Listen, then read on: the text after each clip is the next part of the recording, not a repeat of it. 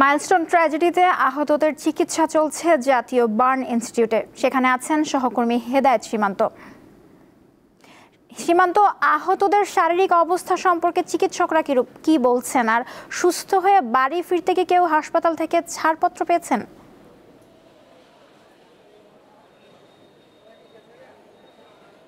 নওশীন, মর্মান্তিক এই দুর্ঘটনায় এখন পর্যন্ত 27 জন মারা গেছেন। এর মধ্যে 25 জনই শিশু, যাদের বয়স 12 বছরের নিচে।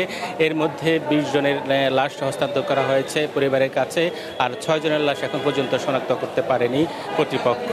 আমি সকাল থেকে এই জাতীয় বার্ন অ্যান্ড প্লাস্টিক সার্জারি ইনস্টিটিউটে পরিবাররা আছেন ভিতরে, তারা চিকিৎসা দিচ্ছেন। পাশাপাশি এই যে সকাল থেকে সরকারের উচ্চমহল, বিভিন্ন স্তরের উপদেষ্টা সহ অনেকে এসছেন, তারা তাদের পরীক্ষা নিরীক্ষা করছেন। পাশাপাশি তাদের পরিদর্শন করে তারা সাংবাদিকদের সাথে কথা বলেছেন। তারা বলছেন যে এই শিশুদের সর্বোচ্চ চিকিৎসা দিতে প্রস্তুত সরকার। পাশাপাশি যদি উন্নত চিকিৎসা দিতে হয় তাদেরকে সিঙ্গাপুরে নিয়ে যাওয়ারও তারা সিদ্ধান্ত নিয়েছেন, যদি এরকম কোনো অবস্থা হয়। যদিও জাতীয় বার্ন অ্যান্ড প্লাস্টিক সার্জারি ইনস্টিটিউটে এখনও 42 জনের মতো রোগী রয়েছেন। এর ভিতরে সকালে আরও 3 জন যুক্ত হয়েছেন আমরা যেমনটি জেনেছি।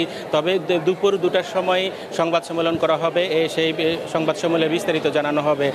আপনাকে জানিয়ে রাখতে চাই যে দুপুরে নাগাদ এই যে স্বাস্থ্য উপদেষ্টা তিনি এসছেন তিনি ভিতরে আছেন। 2টার সময় তিনি হয়তো সাংবাদিকদের সাথে কথা বলবেন, সর্বশেষ পরিস্থিতি নিয়ে তিনি আমাদেরকে জানাবেন। পাশাপাশি আপনি জানেন যে রাজধানীর বিভিন্ন হাসপাতালেও যারা রয়েছেন তাদেরকে উন্নত চিকিৎসার জন্য সরকার বিভিন্ন পদক্ষেপ নিচ্ছেন বলে আমাদেরকে ব্রিগেডিয়ার শাখাওয়াত জানিয়েছেন। তিনি বলেছেন যে এই দুর্ঘটনার যে মূল কারণ সেটি ব্ল্যাক বক্স পাওয়া পর্যন্ত সেটি দুর্ঘটনার কারণ জানা যাবে না, সেটি উদ্ঘাটনের তারা চেষ্টা করছেন। পাশাপাশি যে এই এমন প্রশিক্ষণ প্লেন যেন রাজধানীতে উড়ানো না হয় সে বিষয়ে তারা সিদ্ধান্ত নেবেন। তারা ভাববেন যেন ভবিষ্যতে আগামীতে যেন এই ধরনের কোনো দুর্ঘটনা কবলিত না হয়। আপনি জানেন যে পুরো হাসপাতালে এই মেডিকেল সহ রাজধানীতে আরও 78 জন শিশু এবং যারা আহত হয়েছেন তারা রয়েছেন, দগ্ধ যারা রয়েছেন তাদের চিকিৎসা দেওয়া হচ্ছে। আমরা সকাল থেকে এখানে দেখেছি যে উৎসুক জনতা এবং যারা ব্লাড দিতে অনেকে এসছেন। আমরা দেখেছি যে তৃতীয় লিঙ্গের একটি 50-60 জনের একটি তৃতীয় লিঙ্গের জনগোষ্ঠী তারাও এসেছেন। তারা মানবিক সহায়তার হাত বাড়িয়ে দিতে জাতীয় বার্ন অ্যান্ড প্লাস্টিক সার্জারি ইনস্টিটিউটে এসেছেন। যদিও হাসপাতাল কর্তৃপক্ষ বলছেন এখন আর রক্ত লাগবে না, অর্থাৎ যে যাদের রক্ত প্রয়োজন সেগুলি অনেকাংশে নেওয়া হয়েছে, এখন আর রক্তের কোনো প্রয়োজন না।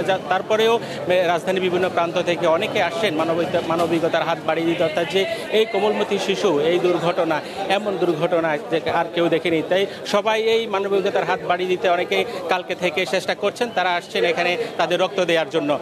দুপুর 2টা নাগাদ সর্বশেষ পরিস্থিতি সম্পর্কে আমাদেরকে জানানো হবে। তারপরেই কোনো নতুন তথ্য পেলে আমি আপনার মাধ্যমে আমরা দর্শকদের জানাতে পারবো। নওশীন ছিল আমার কাছে এখান থেকে সর্বশেষ। জাতীয় বার্ন ইনস্টিটিউট থেকে জানাচ্ছিলেন সহকর্মী হেদায়েত সীমান্ত।